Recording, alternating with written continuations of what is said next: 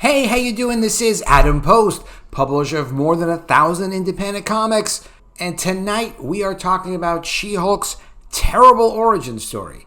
And it is important to talk about because you can't just throw something together when you've got an iconic character like She-Hulk and you've got it being part of the overall continuity it's supposed to be of the Marvel Cinematic Universe, which is a once-in-a-lifetime experience to experience the cinematic Marvel universe. It used to be that way in comics. Everything interconnected and fascinating and interesting, and all the stories are connected. You don't have that in comics anymore. You had that in the Marvel Cinematic Universe. They were very careful with what they were doing, and now things have gone in a terrible direction. Let's get into, I have two interesting articles about the subject, and I'm going to tell you what my thoughts are and show you other references of what an actual real origin looks like. Before we do, let's make sure you're subscribed to the channel. Click the bell for notifications and give me a thumbs up when you like it. Okay, I did a video talking about woke She-Hulk being destroyed by me and by multiple articles. And of course, this is just a general discussion of, all right, why I don't like She-Hulk's story and what I thought they did wrong with it and what some other people thought they did wrong with it. Got some very thoughtful comments. I appreciate those comments. And I got back and forth with a number of people. And look, not everybody agrees. This is just what I think. And I'll show you why I think it, tell you why I think it, and back it up. Okay, so this is coming from CNET. She-Hulk on Disney+. What's up with that origin story? And again, this has nothing to do with feminism. This has nothing to do even with it being woke. Except that with woke, they don't seem to have as much concern for discipline and craft when it comes to writing. That's a fact. So this commentary comes from Richard Trenholm. In the new Marvel show, Jen Walters' backstory is so weirdly perfunctory, it's almost slapdash. And he's talking about really how she got her powers and how that ties into her as a character. If you know anything about superheroes, it's probably the origin stories. Spider-Man's spider, Superman's planet, Batman's parents. Origins stories are defining events that loom large over a hero's life. How you got the powers. A catalyzing single incident that crystallizes the themes in every story the character faces, unless it's She-Hulk, apparently. So he's talking about here with crystallizing the themes in every story. Like, why was it necessary for this human being to get these powers the way they did? What does it do to affect that person's life choices and their personal evolution? And you see, for example, in Amazing Fantasy 15, this is the first story of Spider-Man. This is coming from archive.org, and it's public domain link, so it's not going to cost anything to look at it. And you see Peter Parker as a teenager, he's not fitting in with the rest of the teenagers. He's brilliant, but he ain't fitting in. He's loved at home, and that's great, but there's a big conflict going on at school.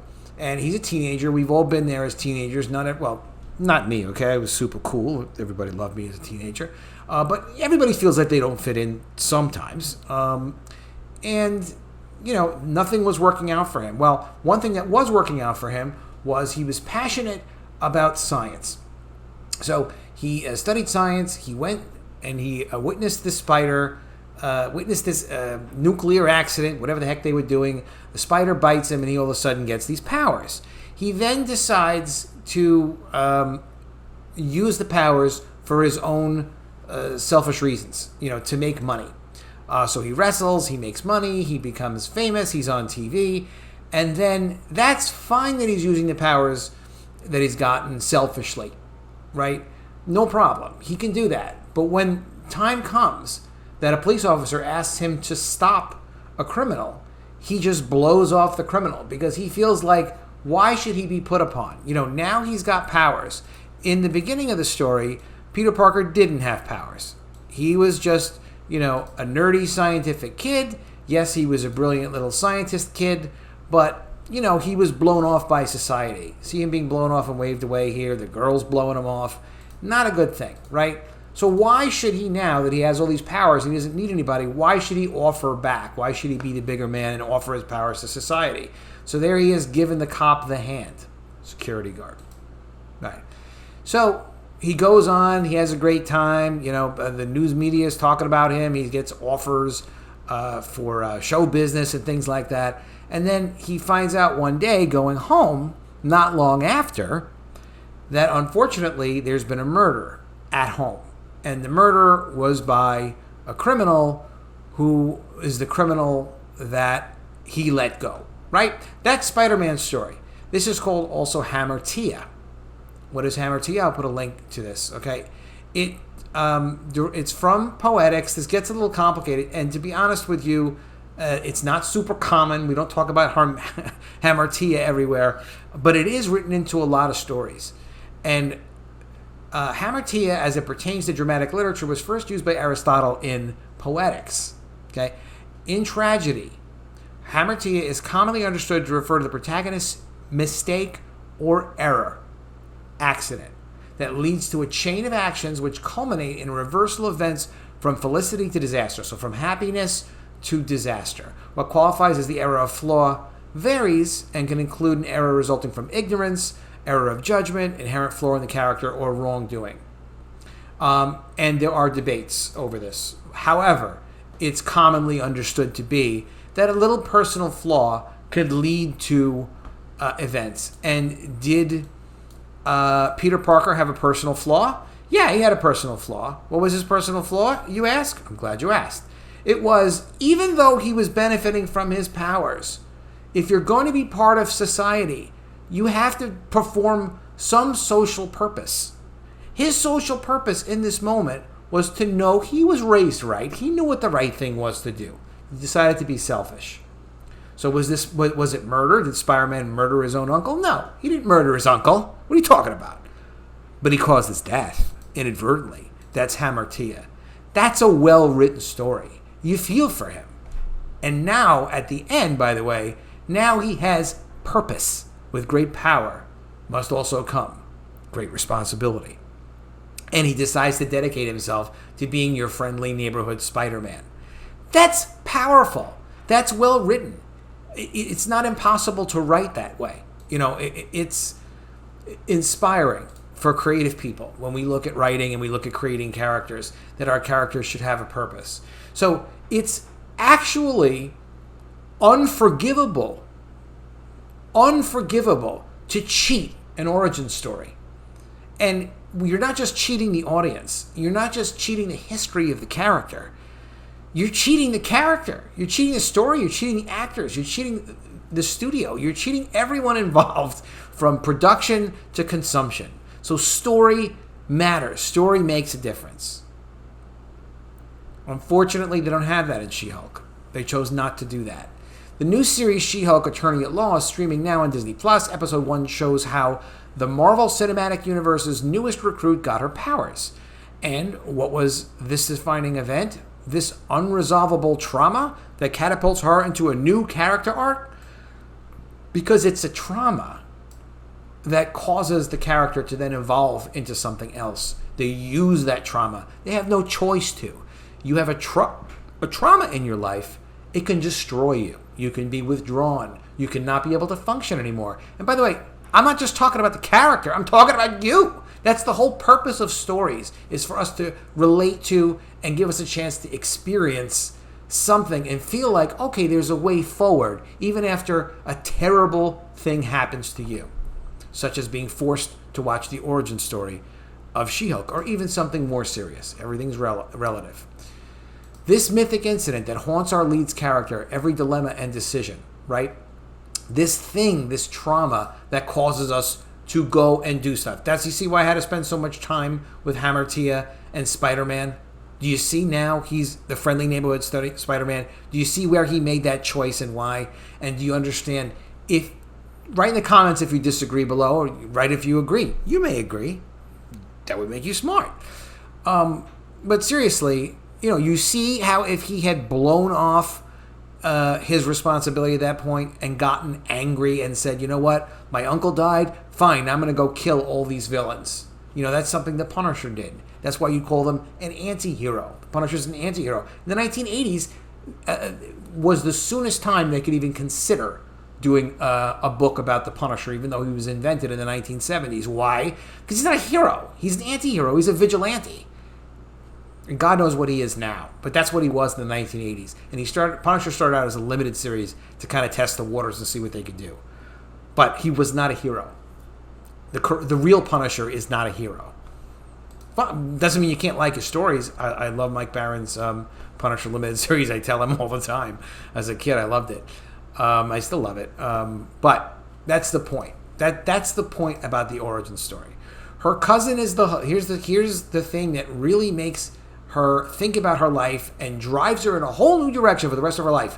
Her cousin is the Hulk, and she got some of his blood on her. What? That's it? That's the origin story? Gaining superpowers is a huge transformation, and to understand the enormity of that change, it helps to at least have a snapshot of who the character was before. She-Hulk, attorney at law, muddles that up by introducing Jen in the middle of her transformation. When we first meet her, she has powers, but hasn't used them. Then the show flashes back to the incident itself, but this glimpse of her former life tells us basically nothing.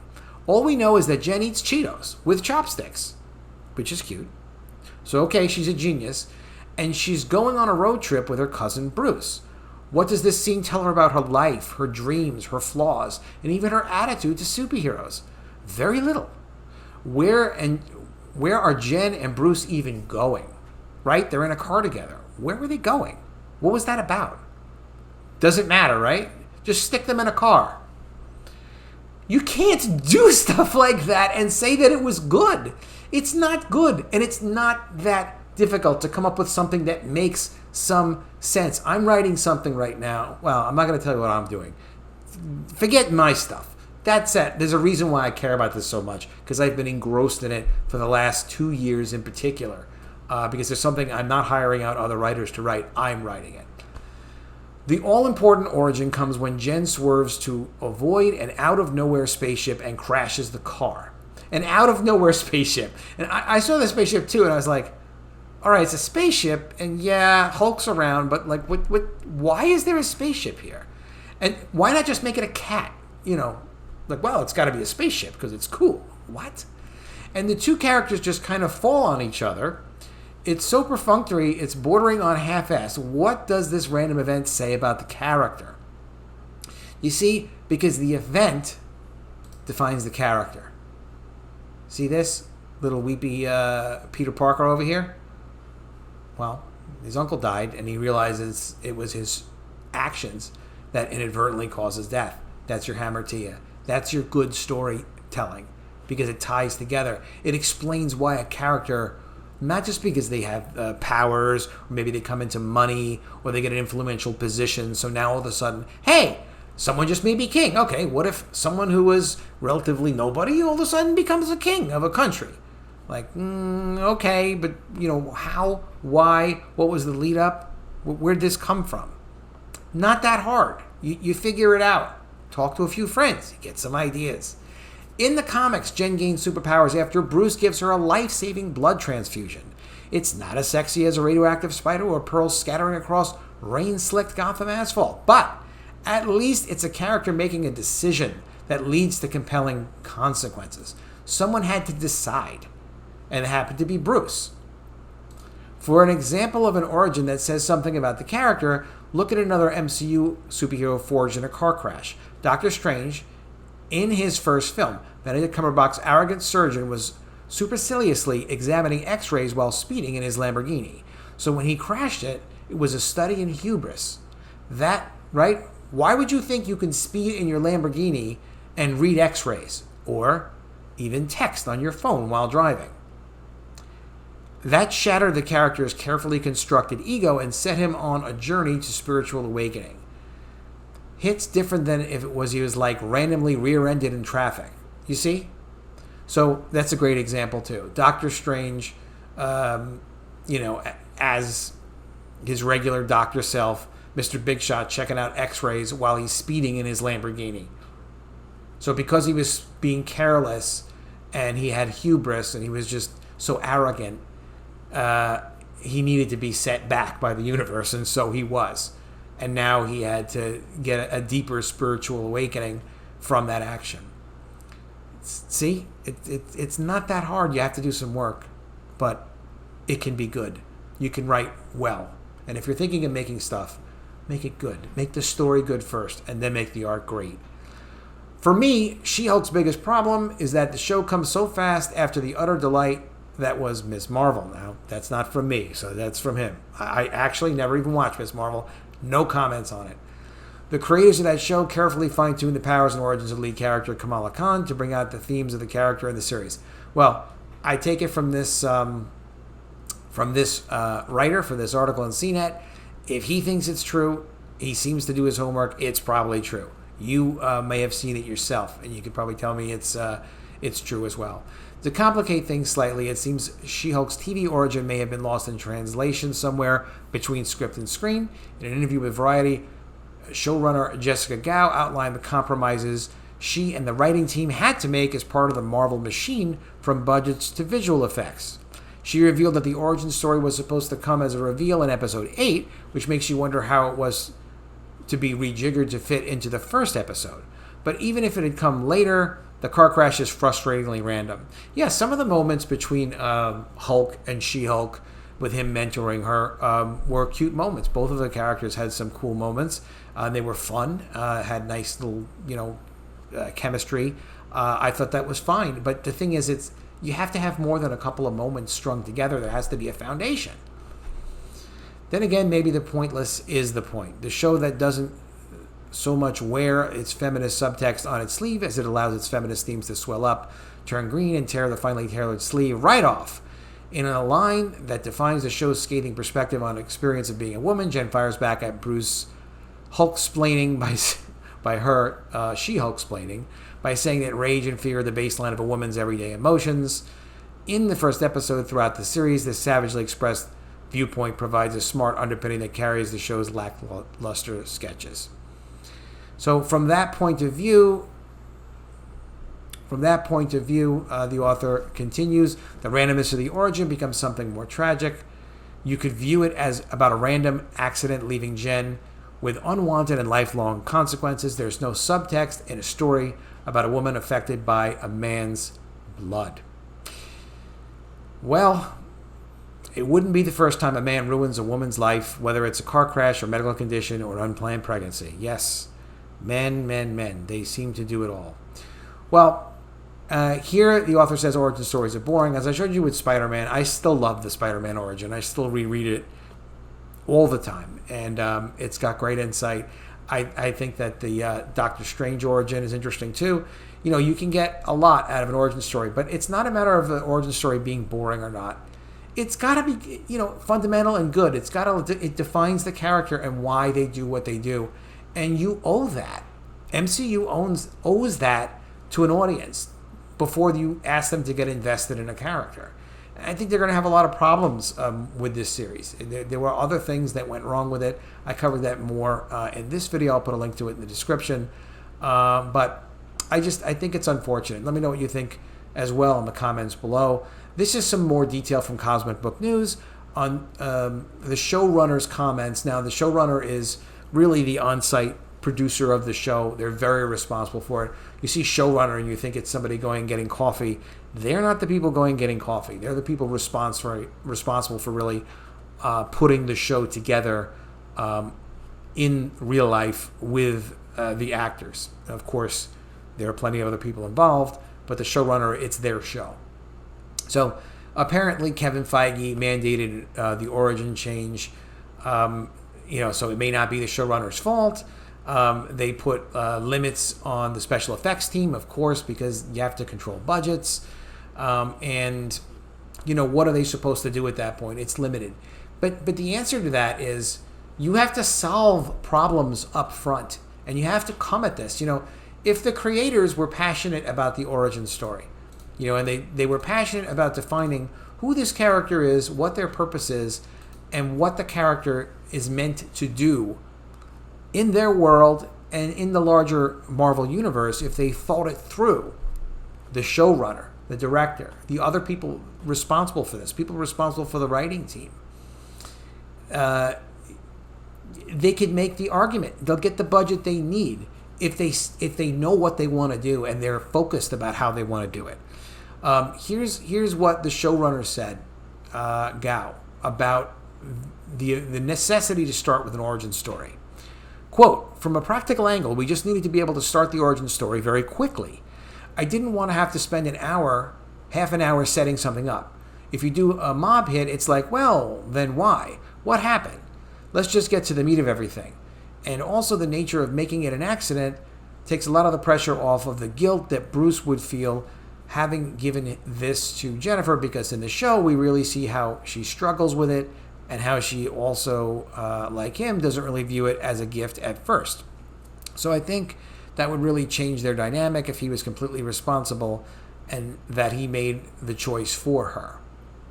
You know, in life, when major great things happen, you know, it takes a lot of hard work, but there's also a lot of luck. You know, when major bad things happen, sometimes you're directly responsible, but a lot of times, like, think about it, poor Uncle Ben who got killed in Spider-Man. He didn't do nothing. He's just being nice, you know, being helpful, helping to raise his nephew. And he gets killed because of his nephew, you know, but maybe Ben was meant to go. But that said, like, he didn't do anything. You know, he wasn't responsible. So, no, you can't really buy this thing of like, well, you know, you don't want to kill all the life between the two characters. You know, if Bruce would feel responsible for his for Jen Walters becoming She-Hulk, yeah, that's fine. You know, he did it in the comic to help save her. He didn't do it to harm her. It's not intentional. And things like this happen in life, like a car accident. Like, they had a car accident, but a car accident where people get injured or somebody dies or whatever, and, you know, things happen. So then there are strong dramatic events between characters. There's nothing wrong with that. Rather than the meaninglessness of some spaceship shows out of nowhere, and then his blood accidentally gets on her, and, you know, why would he not feel guilty about that anyway? It just was disappointing. It was a terrible origin story. You know why I think that now, because we went ahead and did this video. You be sure to check out this video too if you're interested in She-Hulk, Woke She-Hulk Destroyed. I'll make sure I have a link to it in the description. Subscribe to the channel, click the bell for notifications, and give me a thumbs up when you like it. And also tell me what you think. I'd love to see your comments in the comments below. I try to read and also comment on every one of them. I don't always get to every one, but I do try. All right, I will see you again soon with another video, and if I don't see you, I will miss you.